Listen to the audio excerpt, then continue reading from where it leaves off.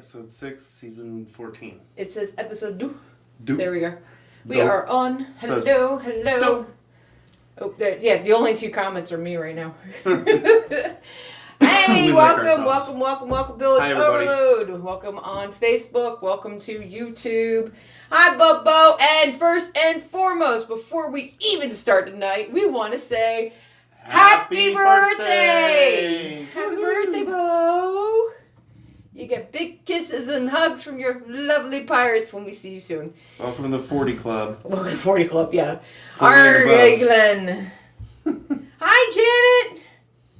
Mark is there too. Oh, look what I made sure I brought Calypso's feather on set today because I knew Mark was back. Hi, Top Knot. So yay!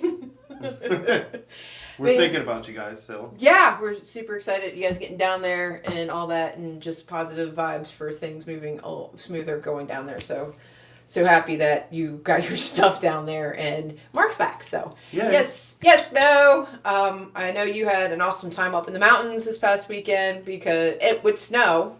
Yeah. Because we're here in Virginia. I know any of our pirate brethren who's down in Florida, who I don't know if they're on tonight. Hopefully we'll get Robert and Em on. I don't know if Dell would be on. It'd be interesting if he pops on. There's Top Knot. So hey brother, how's it going, man?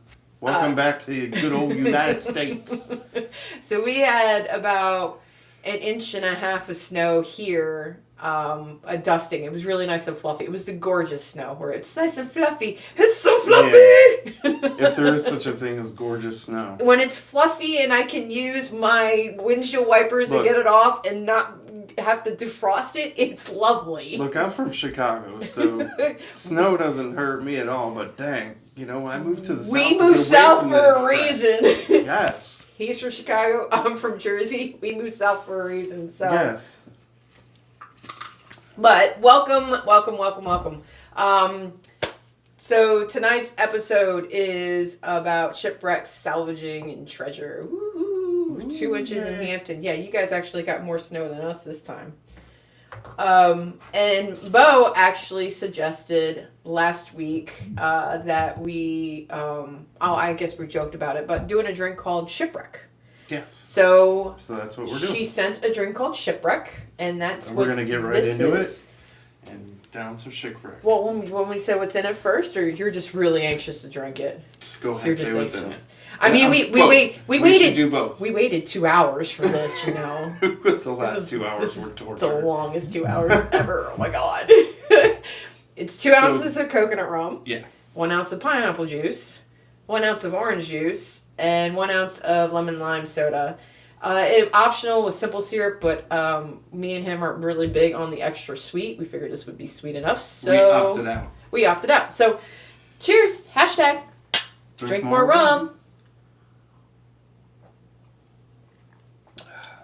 Ooh, we both oohed on that one. I like the coconut. Yeah, that's a good one. Let me hear it. Citrusy on the beginning. That's be a good summer drink. That's gonna be the new. It's my new thing. That's gonna be the new hashtag. That's a good summer drink. Anyway, citrusy on the front end and coconutty on the back end. So if very you ever good. get it, hashtag drink more rum. Good call, Bo. Next week's drink, I think we're gonna do the one that we drew last week, and I don't even remember what we drew last week, and I don't know if it's the one that's in here, because I was joking around with him. I was like, "What is the drink of the week?" Yeah, Jamaican mules. You're Jamaican me crazy. I'm gonna have to go back and look and see what it was because it's Banana Quit, which we already did that one. I don't know. Oh yeah, we did. I don't know. I don't remember last week's drink. I don't remember we drew either, and it's not in the book. Maybe we'll have to draw again. Draw. Yeah, I don't know. Yeah. Maybe we'll draw again. So if you stick around, we'll do it now? Let's do it now. Where's the... Oh, it's on the... Yeah, we'll do it. How about this? Stick around. we'll do it at the end of the episode. It requires me to get up. Yeah. I don't want to get up right now. We'll do it at the end of the episode. We had everything planned except for that. Damn it. Yeah. So... All right. Anyway. Now that we got the drink out of the way, we got lots to talk about tonight with this whole shipwreck thing. So as you see, we've got a little flotilla in the bar right here. Do you want to talk about donations before we jump into tonight's conversation? Yes, we need to cover that. So Mr. Willis is doing his thing with the Polar Plunge for the Special Olympics, taking donations right now as we speak. So we're going to be doing that in a couple weeks. If you see there in the banner, go to his webpage. We've also posted it on our webpage. So it's good cause. Donations are, I think we actually got like 6 people within the Loose Cannon Company and friends who are helping donate money, which is pretty awesome. Yes. But and every year... takes place in Virginia Beach, and there's us a couple years ago. That's 2023 when we were able to make it. Unfortunately, depends on how you look at it. Last year we didn't make it. Last year we were down in Florida. Because we were in Florida. For Old City Pirate Days, and unfortunately that is delayed this year. They postponed it. But even if they had it, we would have been able to do both. So kind of bummed we're not doing that, but... guess what? We're here. Yeah. Mayhem's having some health issues. Yes, Janet, cheers to you guys for your donation. We saw that. Thank you so much. Kudos. Chad, when he comes on too, hopefully he'll join us tonight. Thank you for him as well. We've been, how long have we been doing it now? Since 2019, I think. We didn't even miss, 21. 21, they canceled it, obviously, because of the damn virus. But so, I mean, we'll call it 2019. 2019 we started joining Mr. Willis out there and braving the cold and coming out. We've been a couple of times before that. My mom used to do the 5K, and she plunged a couple of times. I think the last time she did it was so damn cold. She's like, I'm never doing this again. I was like, here, drink more alcohol. You'll feel better. But that's actually where we met Mr. Willis way back when, without even knowing who he was. Was that the first time we met him? Not sure. Because we met him in 2013 a couple times, actually. Yeah, it was after 13. We went to Blackbeard. Our first trip to Blackbeard was that year, and we said hi to him, I'm sure. Yeah, so... so there's that. Yeah. But donate. So donate. There's no nation like donation. Links down there, so if you haven't, please a couple dollars. We are going to be there. We'll have pictures. We might even do a little short while we're out there. We don't know. But we're gonna go freeze our ever-loving asses off. And if the weather continues the way it has been, we're really gonna freeze our asses off this year. Bo says it's not scrolling. What? It says Bo says the boys and I have been going for a while. Yeah, I think it's if you're from this area, it's one of those good heartfelt ones. A lot of people show up for it. They got thousands of people go to it. So and it takes place in Virginia Beach. Yep. So it's a very, very, very, very cold Virginia Beach. Very cold. Go to the beach. Although poor Panama City Beach just went and walked, got all that snow down there on the beach. Yes, Mr. Willis in the Bluff. No, it's not. No. There's none of that. We wouldn't have that. We don't want to see Nobody Mr. would show Willis up. in the Bluff. Nobody would show up. Even his own crew members don't want to see that. And if they did show up, they wouldn't stick around. See, he's not here to defend himself, so we can make fun of him all night long. That's fine. Yes, we don't want to see his orangutan, but ever. We got a room down there so we can hang out, encourage, have some drinks, warm up, and it's good fun. This week's episode, I was super excited when he suggested this. If you guys haven't noticed or haven't paid attention to, I love shipwrecks. Joke about how that's my nickname at home because I know a lot about shipwrecks. I started getting into shipwrecks probably when I was maybe 8-9 years old. National Geographic did a series of just sunken shipwrecks, Titanic, Indianapolis, and all those, and that's what really got me into shipwrecks. Because it wasn't long with that time, around that time frame was when they discovered the Titanic. Well, You were a little younger. it was. We won't dive deep into. You mean I was like exactly how old? How old were you? Oh yeah. So there's that. I was a single digit. I said not long after. Hey, Bo was born that year. So there you go. Happy birthday to the Titanic being found 40 years ago. We can tie all that together. Thank God for that. But tonight we're talking about the 1715 Spanish wreck, and if you guys never heard of it, what rock have you been living under if you're a pirate? The 1715 fleet. The Spanish flotilla. And that's what and I'm going to have to take off the banner so we can see our flotilla down here. Yes. We got our flotilla. See, I don't know if you can see my little boats. Say hello to my little boats. Pew, pew, pew. Very, very small cannons. Very, very small cannons. And by scale, they're as far as from St. Augustine, where the shipwreck is, as this sign is. So this is our recreation. A lot of money went into this. A lot of time and effort. So there are 11 ships here. And we made them all by hand. No, oh yeah. No, we didn't. No, we didn't. It's that magical 3D printer we have. We made it. But they're freaking cool, man. They even got cannons. I mean, I swear. So there's 11 of them, and each one of these represents one of the ships. 10 of them were Spanish ships, and one was a French ship. And guess what? The French ship left all the Spanish ship and survived. Damn those French. La poof. Freaking French. So we're going to take the French ship. Only survivors. Imagine that. So we got 10 ships here. We got 10 ships left. Yeah. And guess what? They all sank. There's the hurricane. Hurricane Deborah! Woohoo! Crap! We have now become 5-year-olds. Look at us go. We have a 3D printer, Janet, that we got for Christmas. It was a Christmas present to ourselves, and we printed these little guys. They're freaking cute.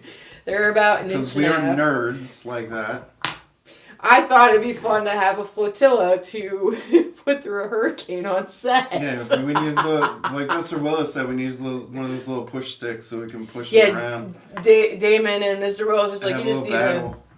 We're gonna bring these in camp, and we're gonna start. We're not doing this every time. Oh come on, it'd be great. But amazingly, out of the 10 shipwrecks, they only know where 6 of them are at. So yeah, keep taking ships off. I'm going to keep taking ships off. So they know where 6 of them are, and they still don't know where...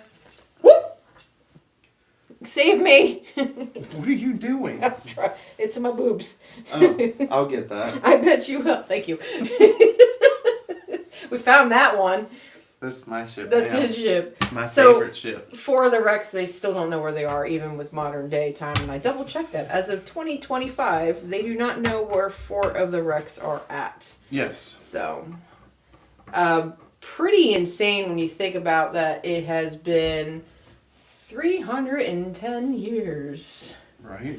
Since that 4 scores and Job 7 on the years math, ago. because I couldn't have done that quickly. Oh, well, I are engineer. There's some other things I can't do. Any excuse. to play with toy boats, yes, any excuse. What's interesting, and this is the engineering nerd in me, is that Rugby's talking to us. It's interesting that Rugby just decided to open his mouth right now. This is why they tell you never... Okay, you're done. Never bring children and animals on the set with you. There's always something.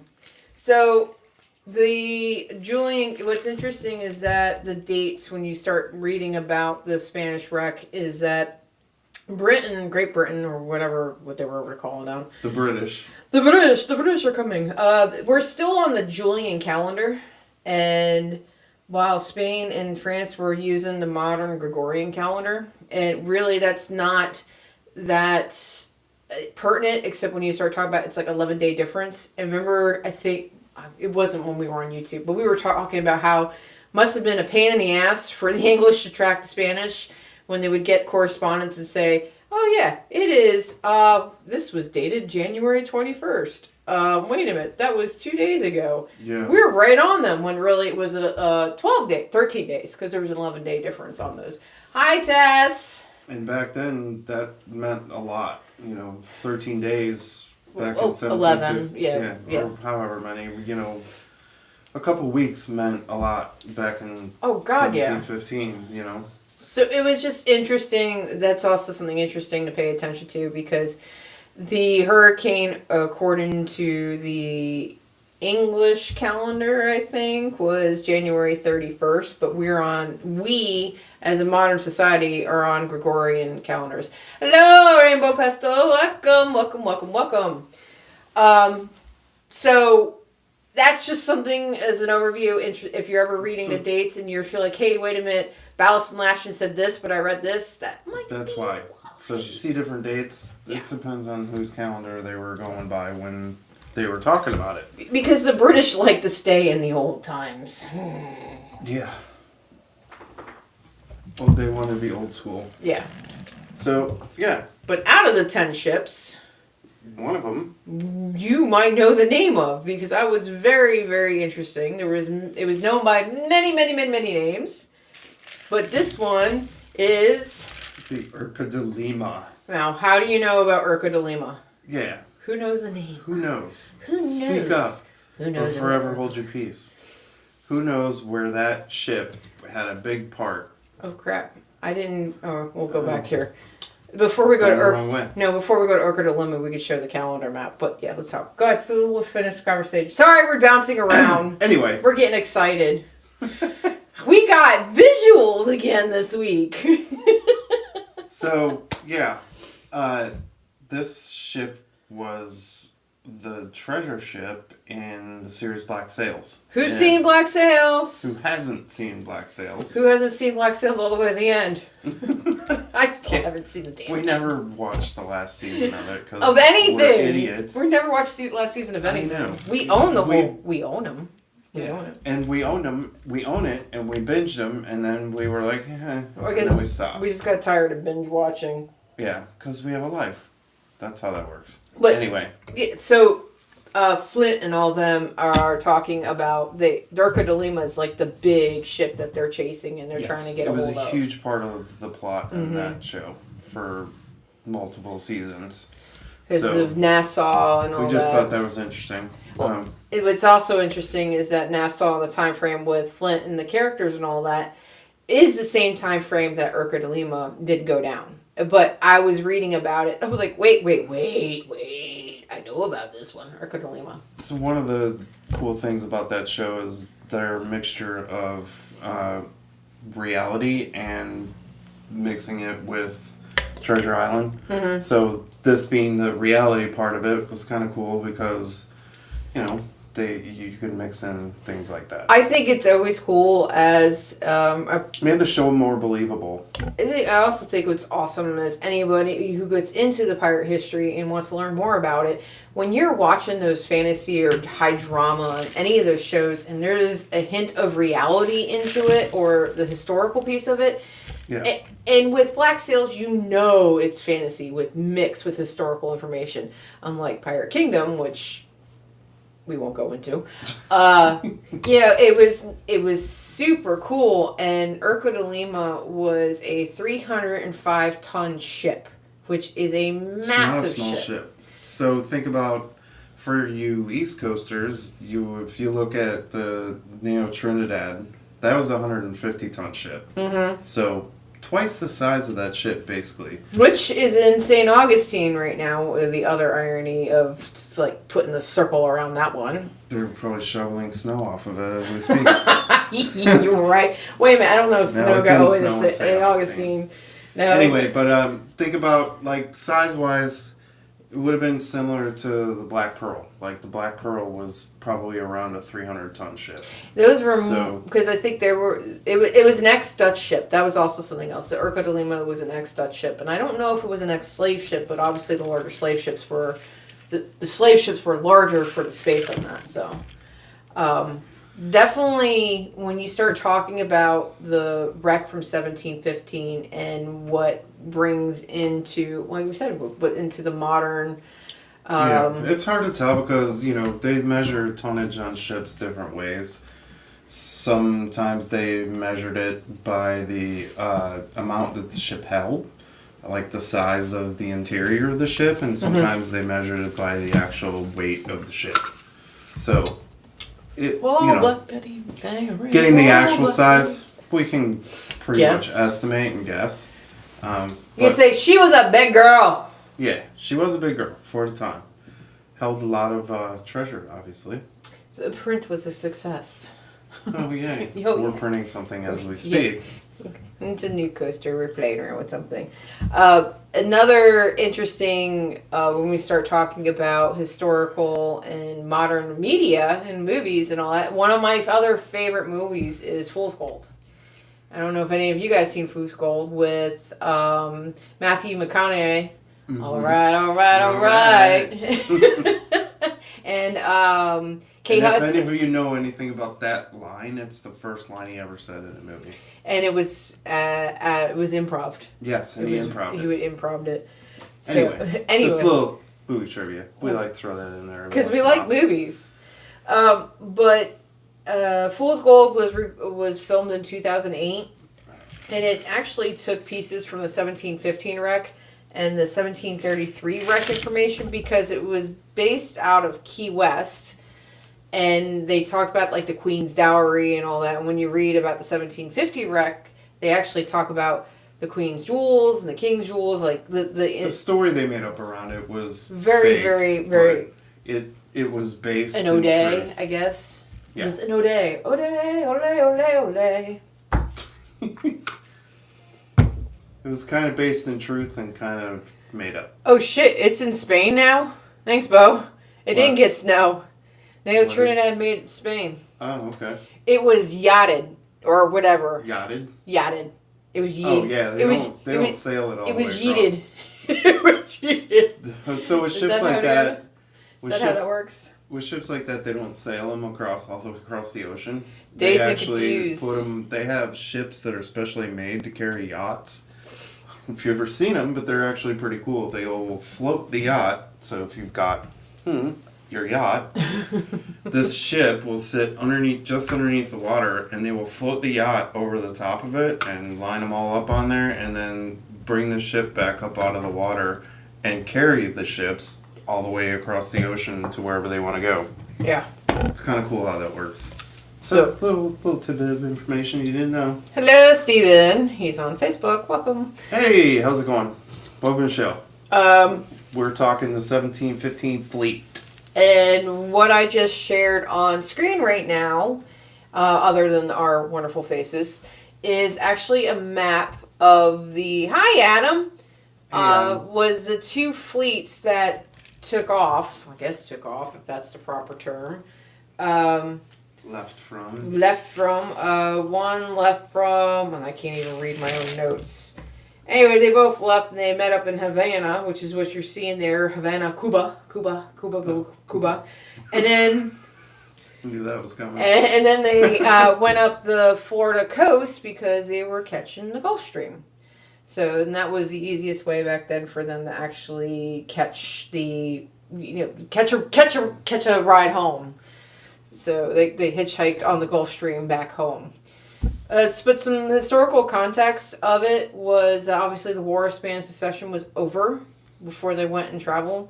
And the admiral that was in charge of both of those fleets was really pressured by Spain to get his ass back home. Yeah, that's the reason that they wanted these ships to do what they did is they were bringing all this money back to Spain because Spain was out of money because of the war. Yeah.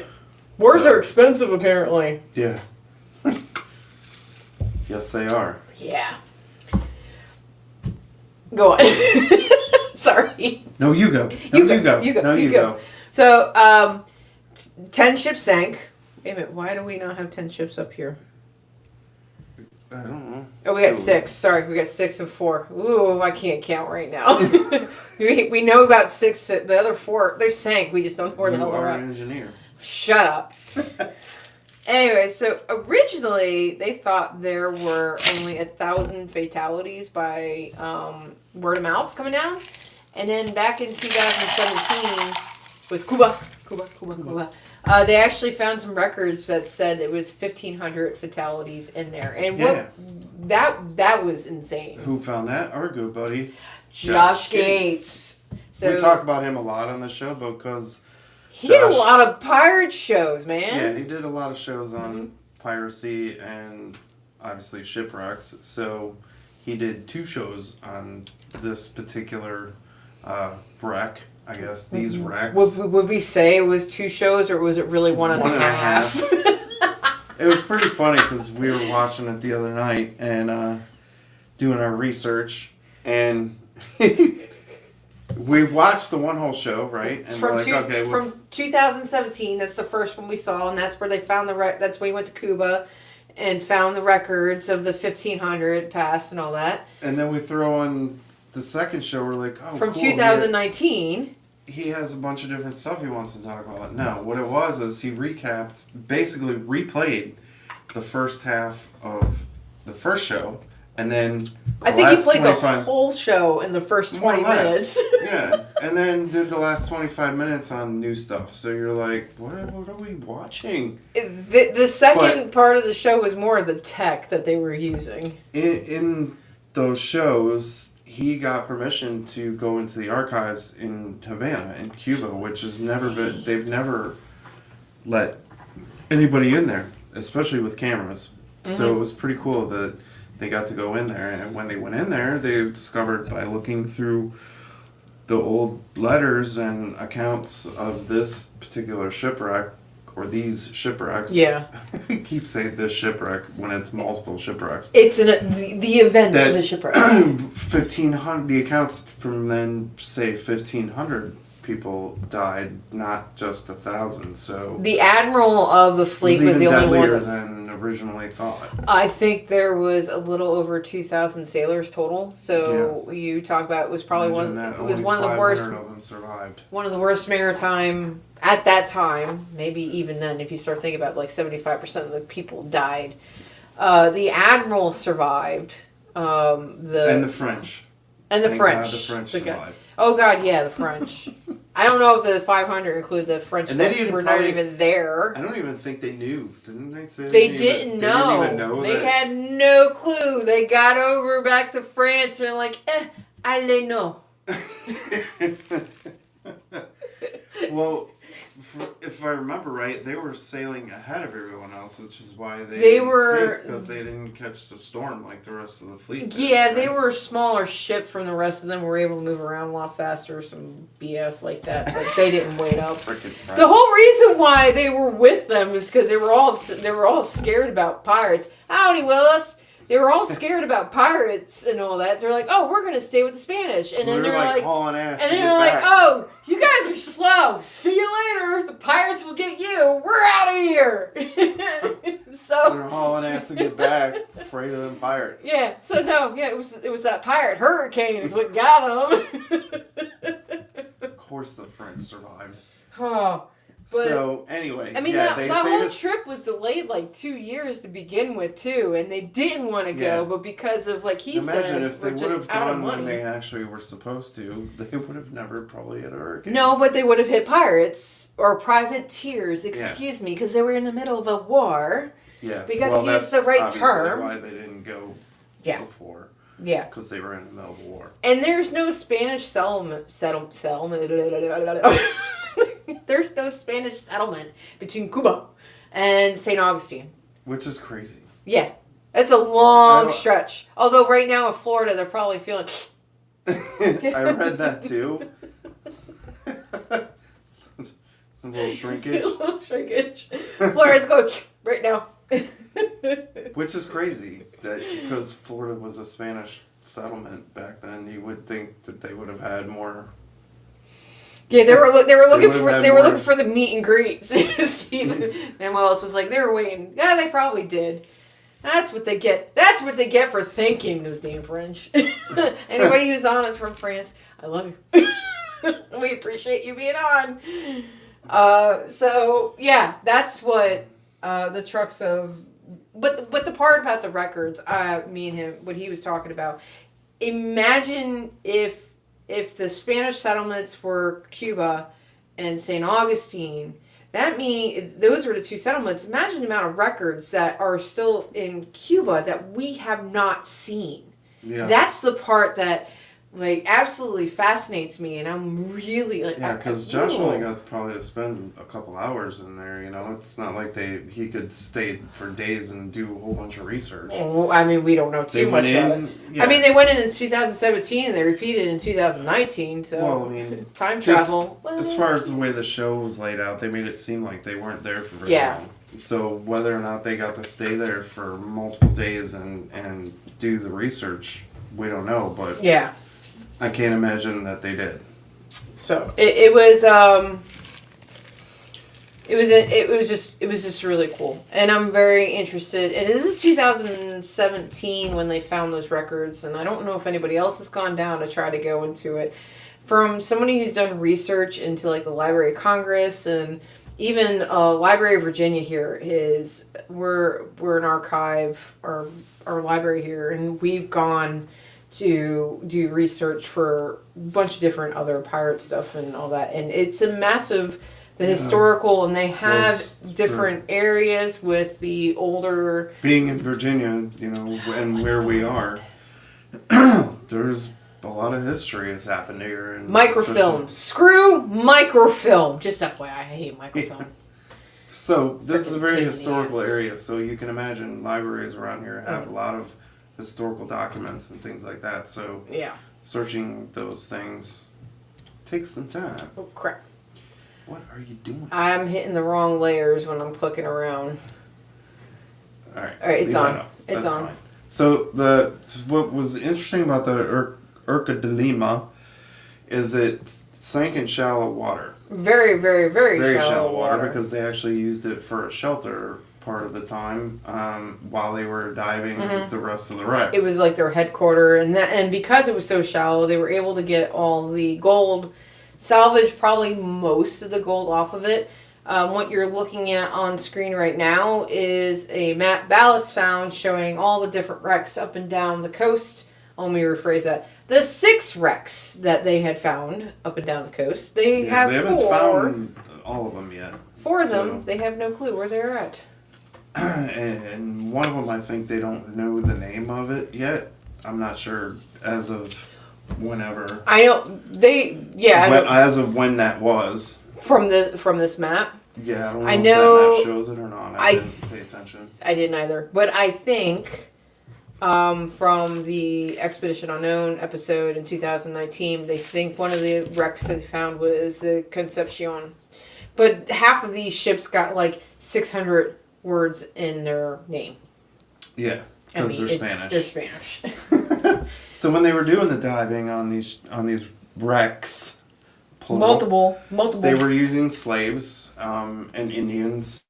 Probably why there was an Indian on that map. Now that I think about it. Yep. So they were using them for the diving. Diving was very, very, very dangerous. They did a combination of different kinds of diving. They actually just gave them rocks and had them jump in the water and sink down to the bottom because most of them were in like 30 to 50 feet of water. They did that type of diving between 20 and 30 feet of water. Yeah. And basically they had to hold their damn breath and just go for it. Yeah. And in part of the diving they actually had bells where they could come up and take a breath and go back down. So it still was super dangerous and still cost a lot of lives. I don't know. They said that... How many lives did they say they lost? There was 300 divers and a third of them died. So about 100 people died during the salvage operations. Yeah. And obviously back then the salvage operations is what for a person to dive, that's how they did it. Is just take a rock and sink. Yeah. Or, because these diving bells obviously were a new thing, so they didn't, I'm sure, weren't super familiar with using them. Well, they were talking about, they were familiar with the bends. Obviously, they didn't know what it was, or the the intricacies of it, but they understood that if they came up too fast or if they didn't exhale all the air out of their lungs before they went down, they started correlating some of the deaths with some things that were happening. So it's interesting that, I mean, I guess that's what modern diving was back then. And other than that, they were using chains and dragging them across the ocean bed to get a lot of the chests and all that. And that's how they got most of it even before, because Havana brought the slaves with them to do the diving. And that was only after they managed to salvage 2 longboats. And they sent one up to St. Augustine and one to Havana to send word about the shipwrecks. Yeah. Yeah, and they, what was I going to say? Oh, never mind. Oh, yeah. Sorry. The bigger stuff, they would bring up with the windlasses on the ships, if you guys know what a windlass is. Yeah, using after they dredged with the chains. Yes, they would hook them up to the chains and use the windlass to haul them aboard, like if it was cannons or chests or bigger things that weighed more than somebody could carry. And if you don't know what a windlass is, well, Google it. I'm kidding. There's lots of pictures of them. The windlass is basically it's right here. It's right here. The windlass is right here on the ship.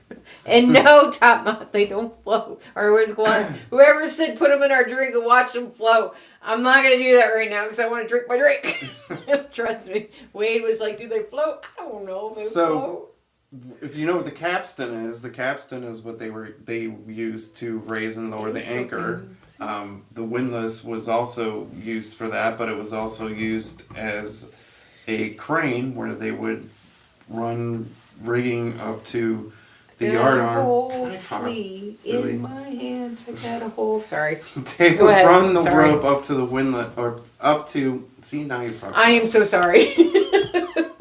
To the yardarm and off the side of the ship, and it was a big wheel that ran across the front of the bow of the ship, and manpower. They would stick poles in there and crank it up and engineering, baby.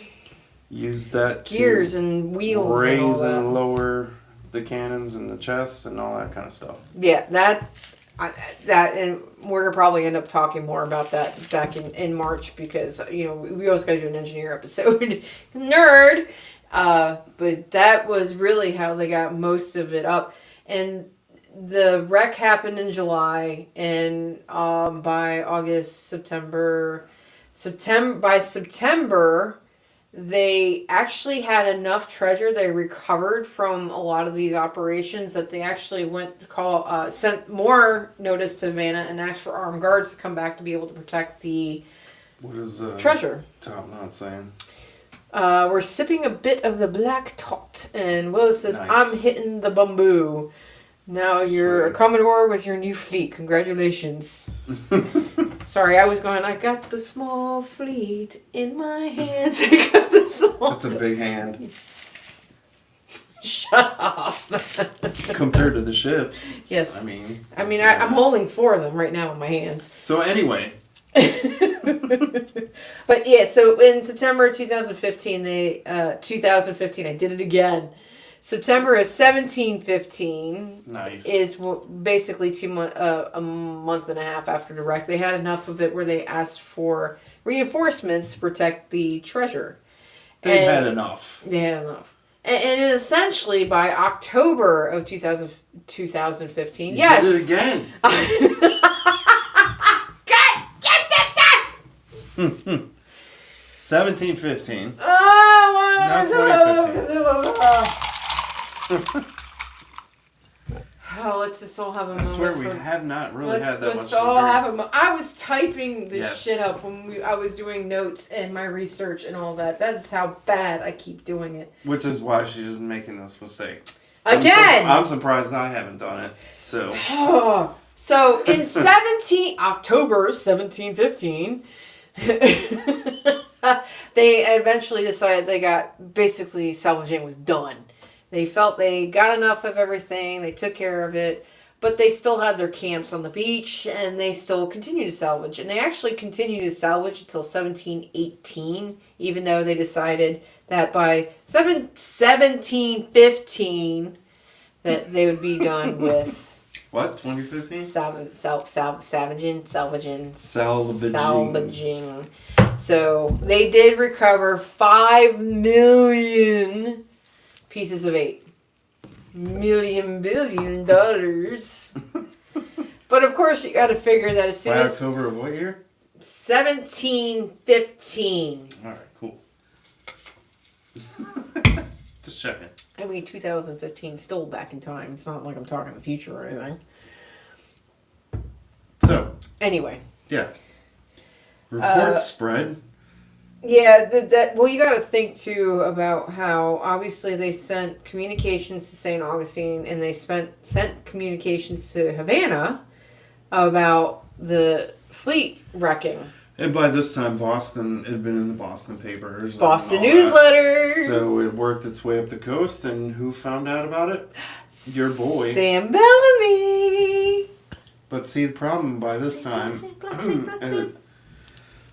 most of the treasure was gone. Because they'd recovered it all with the divers and, all that. Yep, a lot of it would have been gone.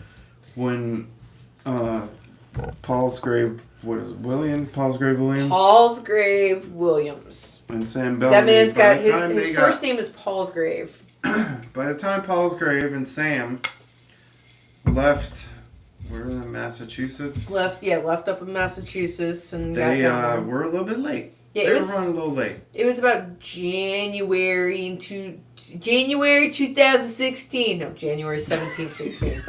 It was January 1716. 1716. Oh, numbers are hard for me tonight. Let me untie your tongue. Anyway, yeah. By the time they left. Hi, Nathan. Welcome to our show, Nathan. Burn them off, man. Burn them off. Anyway, by the time they had left Massachusetts, the Spanish had recovered most of the treasure. So. And they also burned Urca de Lima to the waterline. That was one of the things they decided to burn. They were out of there. They abandoned the place. Well, no, they didn't abandon. They were still there to 1718. Yeah, they were limited.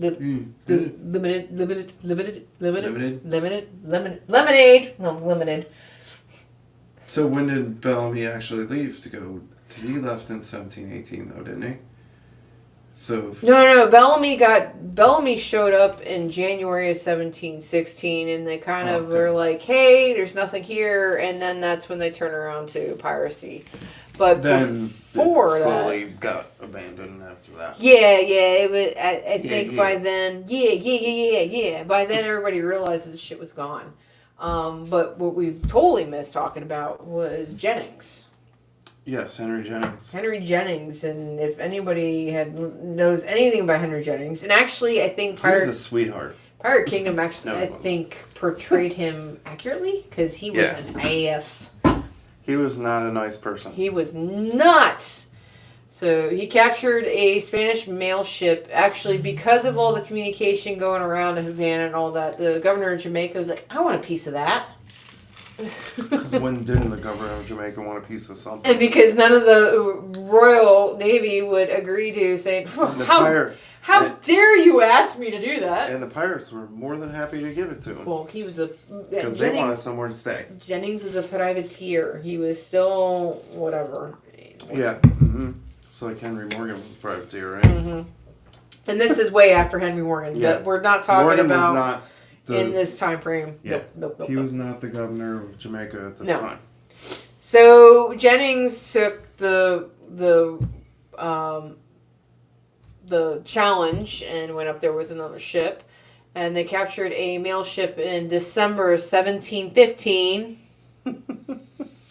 Right around Christmas time, and basically the captain brought him up to where it was a great Christmas present. It was all nice wrapped up in a bow. Yeah. So they brought him up. Treasure for Christmas. The captain actually, they took his boat and brought him along, and the captain showed him where the camps were. And that's where They went and actually went up to the camps. And the admiral was there at the time, and everybody being sick, and he understood that this was not a fight he could win. So he waved the white flag. We don't have one of those around here. No, all of our flags are painted. And essentially said, okay, yeah, we're not going to win this, and showed them where the treasure was buried because they were burying it. The interesting thing is that Jennings got 120,000 pieces of 8, some cannons and all that. So he did manage to find something. But obviously he didn't take his time because there was almost 3 times as much as that was buried. Yeah. That was reported. I think he stole. He didn't probably die of any, but he probably stole what was buried. That's what I'm talking about. Yeah. That's the buried piece that he took. Yes. But that's what I'm saying that. So he wasn't doing any work, really. But he wasn't paying attention because he didn't get it all. He only got a third of what he could have gotten. Well, see, that's what you get for being greedy. Greedy pirate. He's very. That's Mr. Benuelos, I see. Yes, he said. How did he know it was a mail ship? M-A-I-L. Ale. Hell, what the hell? What the hell? It's Slow down. It's letters. Like the post office. I'm surprised it didn't get lost. Because it had a big bowsprit. That's how he knew. Oh! I hate all of you. The men's is Roberto taking over the show tonight. Caprisi is your favorite pirate. I don't know that name, Nathan. I'll probably have to look that one Who, up. Nathan? What? Roberto Why you got? You can't be. Google it, Nathan. Come on. Who is he? I don't know. He's saying that's his favorite pirate. You Google it. Oh well, no. No, he's saying that's his favorite pirate. Okay. You Google it. Cool. I have no idea who that is, but okay. You Google it. No.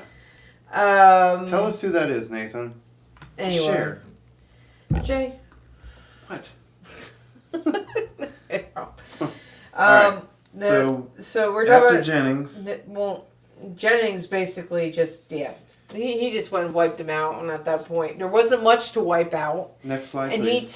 he took the easy pickings. Yeah, look him up. That's what I told him. He won't listen. We're kind of busy right now. He took the easy pickings, and then January's when Sam and all them came down, and that's the last slide. Oh. I didn't even realize that. We're done. Goodbye. Good night. What is interesting is at the time of all this, like Horn of Gold was at Nassau working on the Pirate Republic. If anybody has read that book. And at that time, he probably had Blackbeard with him. And Henry Jennings, while he was doing the raid on the salvage camp, I keep wanting to say salvage camp, probably had Charles Vane with him. So, and then Sam Bellamy. Who was a sweetheart also. Oh, God, yeah. There was no deaths. They didn't kill anybody. Oh, look, Nathan wrote his whole... The most prominent pirate associated with Vieques, Puerto Rico is Roberto Confrese, often depicted as Robin Hood-like figure who plundered ships. Hey, this sounds like my Sam. Why are you blaspheming my Sam? And distributed some of his loot to the poor people of the island, leading to a legendary status in Puerto Rico folklore.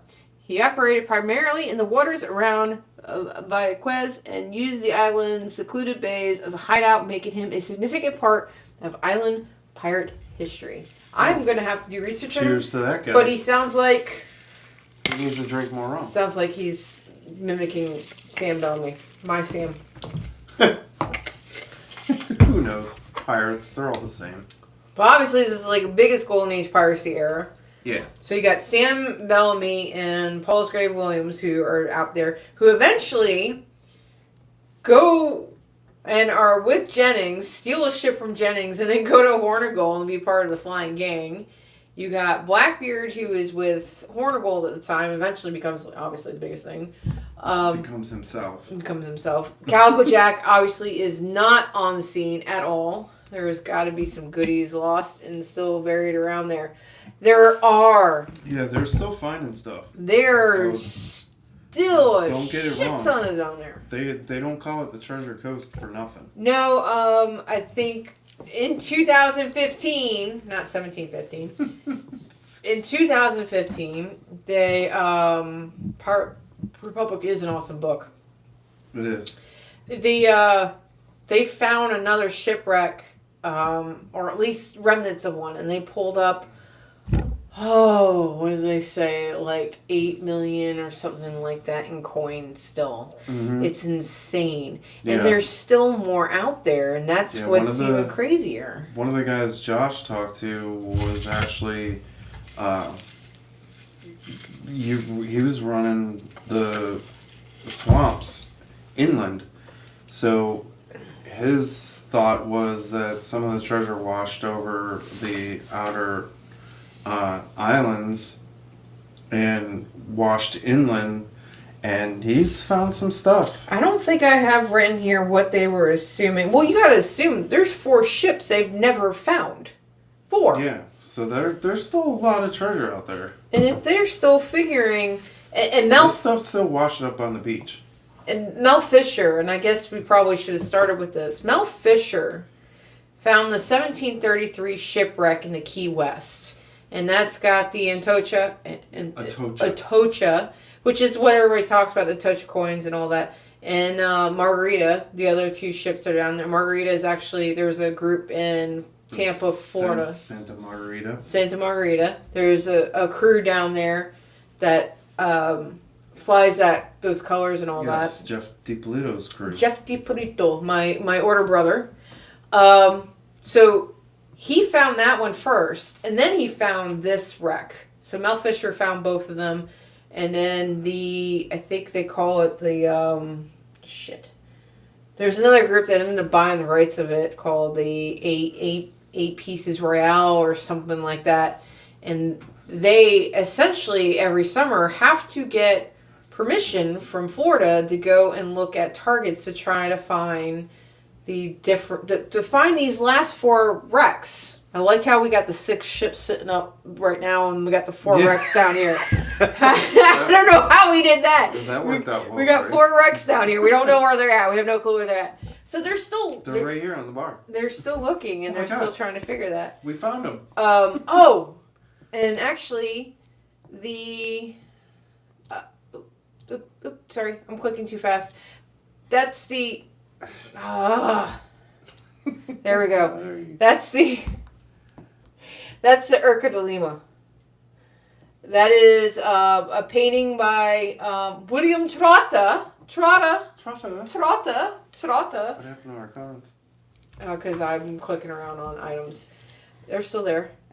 Can we plan a trip to look for treasure together? Hell yeah! Let's go. Yes. As long as I don't break a toe over there on the coast again. Done. But that's William, and if anybody's ever seen... What? What movie? Trotta. Mad dog, bad dog. Anyway, so I found this other document here, and I thought it was really cool that actually the archaeology, Florida's archaeology group had shown, and what you can see here is the ballast. Those are all the little dots, not the one that's sitting next to me. And you can see where the anchor is, the cannon drops, and those really, really dark blobs are crustaceans of cannons or other things I think they found. And we've been watching a lot of different videos and documentaries. God, documentaries? It's been a long afternoon. So, yes. So, one of the documentaries that we had seen, they were overly excited because they pulled out this cannon, and within the barrel of the cannon, there was coins in there. And they had heard rumors that they smuggled coins in these cannons. So, it makes you wonder... So how cool is that? So that we're doing. That is something I have never heard of. No. And I think it's the coolest thing ever. So these guys... Somebody on the ship thought, hey, I'm going to steal some of these coins. So where am I going to hide them? Well, let me just we know we're not going to use the cannons. Well, we hope we're not going to use the cannons. Well, the odds were that they weren't going to use the rail guns, which is, I'm sure, probably where they hit them. Because so they shoved them. Yeah, it was one. I think They it was shoved one him of the in to one of the rail guns and hit him inside the gun. Now imagine their horror when they were told to dump the How cannons awesome. overboard so they wouldn't run aground when that storm happened. Yeah. They're like, no. They're like, throw the cannons overboard. We're about to run aground, and they're like, well, it's either lose your treasure or die. So lose your treasure, lose your treasure, or lose your life. Yeah. So that's probably. Oh, Bo actually shared a picture of the bell and the dredging and everything. Cool. We'll have to show that next week. Yeah. So, So lots of fun. Everybody, let's get together and we'll go down to Florida and bring your metal detectors and we'll search for some treasure. And the amazing thing is that most of these wrecks were not that far off the coast. Obviously, because they wrecked from getting driven into the reefs. They were only in 30 to 50 feet of water. And the Urca de Lima was on, I mean, it was so far inland that they were able to use it as headquarters and salvage easily materials and the treasure and all that. When you think about that, hey, I can walk there and grab everything without having to swim. Shush. Just you shush. He's just having another drink lashing. Thank you, Tom. I shall. We got drinks right here. Okay. So, shipwrecks have 2. I might have 3. I might have 10. I'll have 1 for every ship that's down. But shipwrecks, I actually really want to see. The unfortunate thing is because of the hurricanes. Do you need a refill? Because of the hurricanes on the coast, a lot and Would you like some? Sure. And wood gets destroyed, unfortunately. I think that's why they're having a hard time finding the last 4 shipwrecks. So it's unfortunate. And also go read the records. And if with the size and the names of these ships, I would want to not want to be found either. It's like when your mother uses your full name and you want to go hiding. You're like, no, I don't know. So, what do you got left? So we're going to need to draw the drink. Oh, remember we were saying yeah, we're gonna save it because I have no clue. So, I have no clue what we drew last week. Yeah, since Bo came up with the drink for Shipwreck. this week called Shipwreck, which was really good. In fact, I have some left. Yeah, Willis was like, "What was the drink of the week?" I was like, "Shipwreck." Nice. We need to draw nice a drink tumbler. for next week. Yeah, the LCs. Hey, I was that. representing. It was funny today. We went out and ran some errands this afternoon. I had my LCC crew shirt on. I had my OL hoodie on, and I had my Parlay beanie on. She was totally I was representing. totally representing all my colors. All right, so drawing a drink. Because I'm a proud pirate. So Proud if to you guys, be in order, if you proud guys, to be LCC, and proud to be parlayed. so whoever hasn't been around our show for a little while, Normally we do this at the beginning. yeah, we normally do this at the beginning of the show, right after we take a swig of that. But It was we too far draw for me a to drink reach. every week, and then we make it, and then we test it live. So, guess what next week says? Is it finally something you're going to be excited about? No, it's you're gonna be. Oh, frozen mudslide. Hey! So, the next week's drink is a frozen mudslide. So play along. Why do we That's need to how have we a do frozen drink when we're in the middle of January? Well, it goes wrong with the frozen weather we're having outside. But just hopefully there's We not more. might as well just freeze everything. Hopefully there's not more ice in the ground. We'll do that. Well, hopefully our I didn't see any of our Florida friends on tonight, so hopefully they're not too frozen. Our California friend, hi John, I'm glad to see you made it. Yeah, mudslides. Mudslides one of my favorite drinks out there besides a pina colada. So next week, So next week's show, we're going to continue on talking about shipwrecks, but we're going to talk more of the modern side of it. Modern salvaging, the rights, the political, the Hopefully legal bullshit. Yeah, and the modern salvaging of older shipwrecks. Yep. So when we talk about, Mel Fisher and all those guys, how they actually did it, and some of the other shipwrecks. That one in particular, we're going to hit on. There's a bunch of them. We're not going to talk. In particular, we're not really going to talk Mel Fisher, but he came up with a lot of techniques that are used on modern shipwreck salvaging. Yeah. So he'll be a part of it, I'm sure. We'll probably talk a the little bit shipwrecks about... that we particularly talk about will probably mostly be historical, obviously, because they're no longer. We're still going to talk the historical. So they are a part of history. We are still going to talk historical shipwrecks. We're going to talk some about older ones. The modern. We're going to talk about the modern way. Hold on. We're going to talk about the historical shipwrecks, so the 1700, 1800 shipwrecks, and how they handled them in the 1900s. Or the 2000s. And the 2000s. Yeah, depending on when they found them. We're going to probably talk about the Yorktown River ones as well. If anybody ever had seen Drain the Ocean, that one's a really good, another good show. So I need a hot drink. Yeah, like hot buttered rum. January 17th was National Hot Buttered Rum Day. Was it?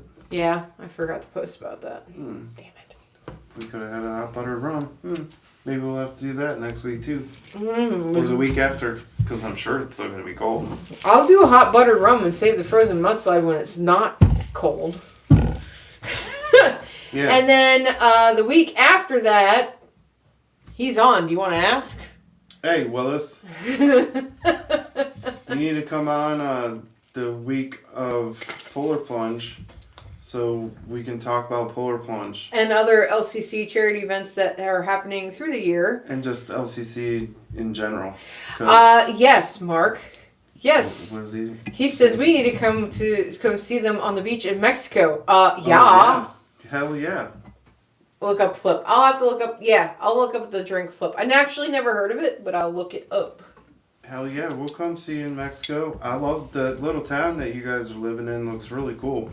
Yes. And you know what? I love when, yes, I need to get my passport. Yes. You know what? Don't worry, mine's probably at the time I need to renew it too.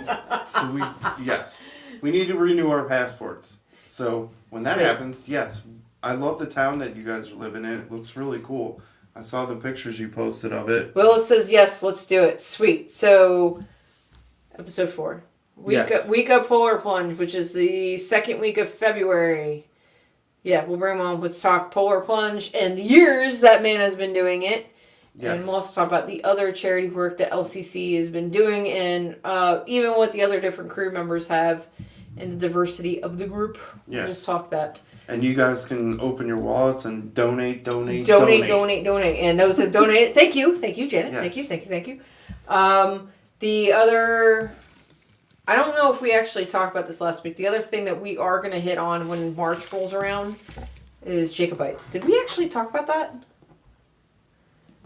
One of our episodes, we're going to start talking about Jacobites and pirates, Irish pirates and Scottish pirates. I don't know if we hit that, but we are going to do an episode on that. I know Janet's all excited about us doing a shanty episode. We had talked about doing an episode about that. I didn't remember if we talked about it. I know we talked about shanties because Janet got all excited about shanties. Hey, shanties! So yeah, we are going to do a Jacobite episode sometime soon. It'll be March. We got Jacobites. We're going to have to do a woman pirate episode again. And of course, my favorite, engineering. And the March Jacobite thing is... it rolls around... Thanks, Tom Gunn. Close to St. Patrick's Day. Yep. And, of course, we're both Scottish, so we come from the Scottish side of things. But we also there's a huge Irish festival in Richmond that we go to every year, so we'll be talking about that too, I'm sure. Yeah, we donate, we go in there and we donate to them. And what's also interesting is it's at the church that Patrick Henry. Yes. The British are Give coming. me liberty or give me death. That's right. It's give me liberty, give me death. Give me liberty, give me death speech. Yep. Is again history here in Richmond. We love it and all that. So it is 9:03. something. So we managed to get through all of our points tonight and talk a little bit about extra stuff tonight, which is amazing. And time to spare. Time to spare. How about that? So I am not repeating you, Willis. Y'all can just look at what Willis is Yeah, posting. you can just look at what it says. Anyway. So I am gonna salvage my flotilla here. We'll probably give it away to a fun at one of the events. So for all you flat earthers, it's going to sail right off the edge of the earth. Yeah, we're at, this is the cliff of Florida, right? And it comes here and there's a shelf. And until next Pirates week. of the Caribbean all over again. Oh, end of the world. End of the world. It's the end of the world. So until next week, guys, thank you so much for joining us on Facebook, on YouTube. If you're on Facebook, please like and subscribe our YouTube channel. Help us. Show us you love us. We are trying really hard on doing this. We got stupid shorts coming up every once in a while. We're trying different things. So let us know what you like. Sign up to the newsletter. Newsletter's coming back out. Till next time. Till next week. We will see you guys. And as always... Hashtag Drink more rum. Drink more rum. Night, everybody. Be safe. And stay warm. Good God. Please.